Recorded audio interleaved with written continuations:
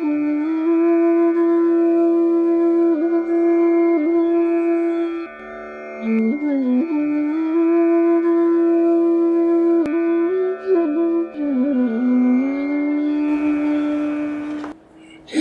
अब साधना कभी अच्छी चलती है तो फिर कार्यालय में ज़्यादा दबाव आ जाता है या पारिवारिक जिम्मेदारी आ जाती है, वो थोड़ा सा क्या आप थोड़ा फिर बोलें। साधना अगर जब अच्छी चलने लग जाती, कई बार ऐसा होता है कि गर्माहट कंधे यहाँ नीचे तक आती है, फिर हाथों से इधर महसूस होती है, इधर होती है, कई बार नीचे गर्म महसूस होता है। बहुत शुरू में मैंने 10 फरवरी 2016 को शुरू किया था ध्यान करना। 7वें दिन बाद मुझे ऐसा लगा कि मूलाधार में कुछ कंपन हो रहा है। तो पहले मुझे लगता था ध्यान माने आंखें बंद करके बैठना है, लेकिन जब कंपन हुआ तो उस समय फिर खोज शुरू की, तो एक किताब खरीदी, उसको पढ़ा, फिर 1.5 महीने बाद आपके वीडियो देखना शुरू किए, तो तब से फिर मैं थोड़ा ठीक पहुंच गया था। लेकिन संयोगवश आपके सम्मुख नहीं आ पाया था, तो साधना उतनी आगे नहीं बढ़ पाई। फिर कोरोना काल आया, तो कोरोना काल में भरपूर समय मिला और उसमें मैंने पूरी साधना की, घर से ही काम किया, और उस समय लगभग 3 घंटे 3.5 घंटे रोज़ साधना कर लेता था। तो शुरू में कुछ अनुभव भी हुए, तो मैंने लोगों से चर्चा भी करी, तो वो चर्चाओं के कारण फिर वो अनुभव बंद हो गए। नहीं, ऐसा नहीं है। कुछ लोगों की भावनाएं होती है कि अगर हम अनुभव एक दूसरे को बता देंगे, शेयर करेंगे, तो अनुभव बंद हो जाएंगे। ऐसा कुछ नहीं। जो कठोरता के साथ अभ्यास करता, कैसे अनुभव रुक सकते हैं। कुछ मार्गदर्शक कहते हैं अपने अनुभव दूसरे के साथ, मतलब दूसरे को मत बताइए। जहाँ तक मैं सोचता, क्यों ना बताएं, मेरी अपनी सोच है।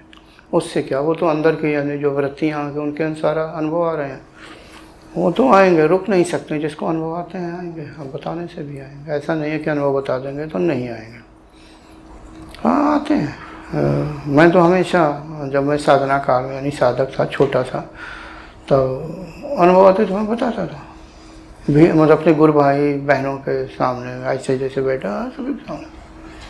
ऐसा कुछ नहीं होता। अगर आपको अनुभव आते हैं तो फिर आएंगे ही, ठीक है। चलो कोई बात नहीं अनुभव का। अभ्यास करिए, प्राणायाम के लिए कोशिश करिए, और कुछ उन्नति हो तो मैं ज़्यादातर 2.5 से 3 घंटे तो बता ही देता हूँ, तो उससे थोड़ी उन्नति होती है, अंतर्मुखता। जी, अभी आपका जो संदेश मिला उसके बाद से मैंने बहुत हद तक ये कुछ दिनों में काफ़ी हद तक आसन भी किए, प्राणायाम भी किए, ध्यान का समय भी बढ़ाने का प्रयास किया, तो उससे भी मुझे काफ़ी हद तक अनुभूति हो रही है। यहाँ भी आज जैसे मेरा सिर कभी इधर जाता था इधर, तो वो आज नहीं गया, सुबह से भी नहीं, और सीधा आ गया चक्र पे। आँख ऐसा लग रहा बंद है, उसके बाद भी बंद हो रही, और यहाँ खिंचाव। यहाँ तो अभी नहीं, परसों तक तो बहुतों का ध्यान लगने लगेगा, लेकिन अब जब फिर घर जाएंगे तब फिर कितने दिनों तक ऐसा लगेगा, वो अलग बात नहीं। अब आपकी दृष्टि पड़ गई है तो आप मेरे अंतर्मन में सदैव विद्यमान रहेंगे। क्या दृष्टि पड़, मतलब मैं आपके समक्ष खड़ा हो गया हूँ, मेरा सौभाग्य है, और इसीलिए सुबह शाम भगवान के जैसे मैं प्रणाम करता था, तो आपको भी प्रणाम किया करता था सुबह शाम। अच्छा, चलो, हमें पता ही नहीं था। अच्छी बात है। किसी भी साधक को गुरु के प्रति श्रद्धावान ही होना चाहिए, ठीक है। जो भक्त होता है वो श्रद्धा मात्र से ही अपने लक्ष्य को प्राप्त कर लेता है, श्रद्धा और लगन से। और जो अपने जैसे अभ्यासी हैं, साधना करते हैं, उनके गुरु के प्रति से निष्ठावान होना चाहिए। भले मेरी गुरु माता वर्तमान में स्थूल शरीर में नहीं है, लेकिन मैं 100 में 100% जरा भी विचलित नहीं हूँ श्रद्धा में, जबकि मुझे बहुतों ने मार्गदर्शन दिव्य शक्ति में, तभी मुझे इतना ज्ञान प्राप्त हुआ। माता जी तो थोड़ा शांत सी रहती थी। जी, पढ़ी है साहब की सारी किताबें पढ़ी है जी। वो मेरे जैसा मतलब नहीं बोलती थी। मैं ही उनका प्रमुख शिष्य था, यानी मैं और एक और पुणे के थे। मैं भी डरता था उनसे। कहने का मतलब कि गुरु के प्रति निष्ठावान, लेकिन कुछ भी हो, मेरी गुरु माता ने ही मुझे जो कुछ दिया, आज मैं उन्हीं के मार्गदर्शन में जो कुछ सीखा यहाँ तक पहुँचा। और भी मेरे कई गुरु हैं, मैं कभी उनका वो बताते नहीं, वो शरीर में नहीं हो, दिव्य शक्तियाँ हैं। अब भी कड़ाई के साथ मुझे डांट का, ऐसा नहीं है कि डांटती नहीं, वही तो असली असल में वही डांट लगाती हैं और वही डांट मेरा मार्गदर्शन अब भी खाना पड़ता है। अब सोच लो इस अवस्था में, मतलब वो मुझे कैसे, जैसे मैं यहाँ इस समय शिविर जैसा कर रहा हूँ, डांट खानी पड़ेगी। आप लोगों का कर्म मैं झेलता हूँ तो कुछ ना कुछ मिलेगा मुझे भी, क्योंकि मेरे जो तरीका है अन्य गुरुओं या मार्गदर्शकों से थोड़ा भिन्न है।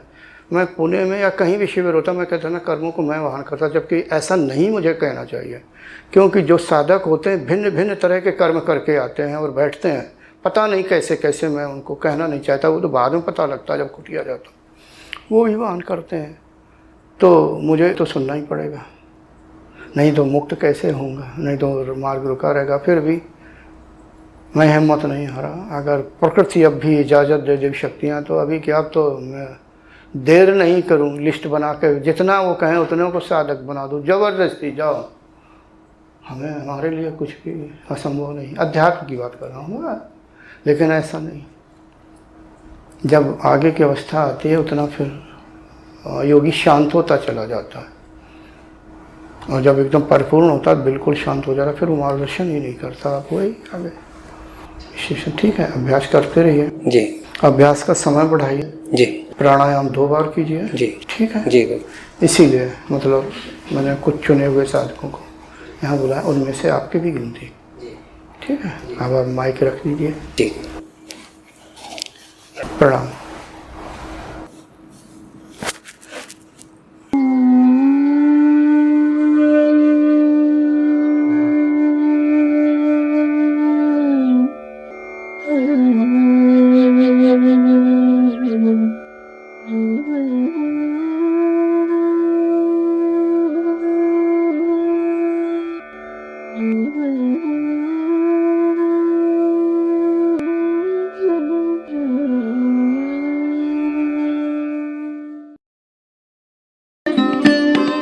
Thanks for watching.